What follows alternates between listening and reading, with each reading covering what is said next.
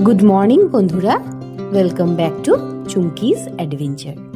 আজকে তোমাদের সাথে শেয়ার করতে এসেছি পুরনো দিল্লির খুব জনপ্রিয় একটা রেসিপি, হান্ডি চিকেন, বা যেটাকে বলা হয় চম্পারন চিকেন। চলো তাহলে শুরু করা যাক আজকের রেসিপি। হান্ডি চিকেন বানানোর জন্য আমি 1 কিলো চিকেনকে ভালো করে ধুয়ে পরিষ্কার করে নিয়েছি।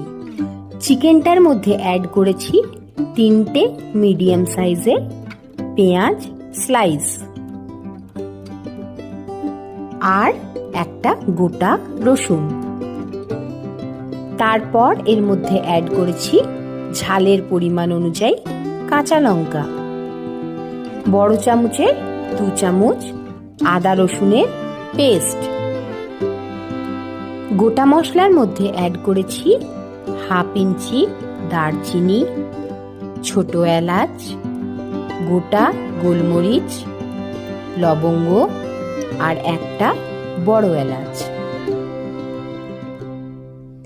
গুঁড়ো মশলার মধ্যে অ্যাড করেছি নুন, হলুদ, কাশ্মীরি রেড মির্চ পাউডার, মৌরি গুঁড়ো, এটা খুব ইম্পর্টেন্ট ইনগ্রেডিয়েন্টস, আর ধনে জিরে গুঁড়ো।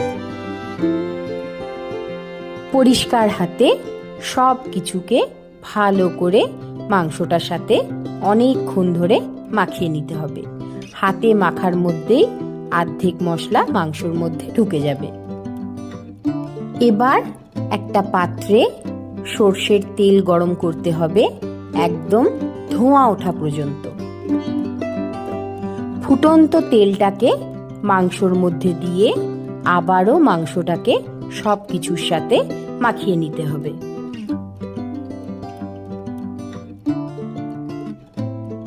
সব কিছু ম্যারিনেট করে নেওয়ার পর চিকেনটাকে সেট হতে রেখে দেব প্রায় আধ ঘন্টা। এবার যে মাটির হাঁড়িটার মধ্যে চিকেনটা করব, সেই হাঁড়িটাতে একটু ভালো করে ঘি মাখিয়ে নিতে।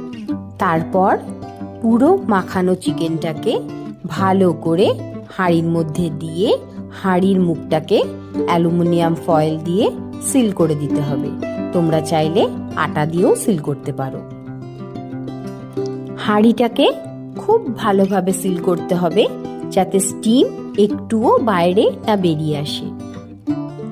প্রথম 10 মিনিট হাঁড়িটাকে মিডিয়াম টু লো হিটে রেখে ভালো করে মাংসটাকে সেদ্ধ হতে দিতে হবে।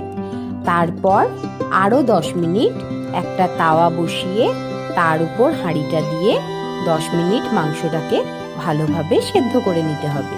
এটা ভীষণ সুন্দর গন্ধ আসছে। আমাদের হান্ডি চিকেন একদম পারফেক্টলি রেডি হয়ে গেছে। পুরনো দিল্লির স্বাদ এই মাটির হান্ডি চিকেনে তোমরা পাবে যদি তোমরা এইভাবে হান্ডি চিকেনটাকে ঘরে বানাও। রেসিপিটা ট্রাই করে অবশ্যই জানিও কেমন লাগলো। ভালো লাগলে একটা লাইক, শেয়ার, কমেন্ট করো। আর হ্যাঁ, সাবস্ক্রাইব আর বেল আইকনটা প্রেস করতে ভুলো না কিন্তু। খুব তাড়াতাড়ি দেখা হবে আবার একটা নতুন ব্লগে। টাটা।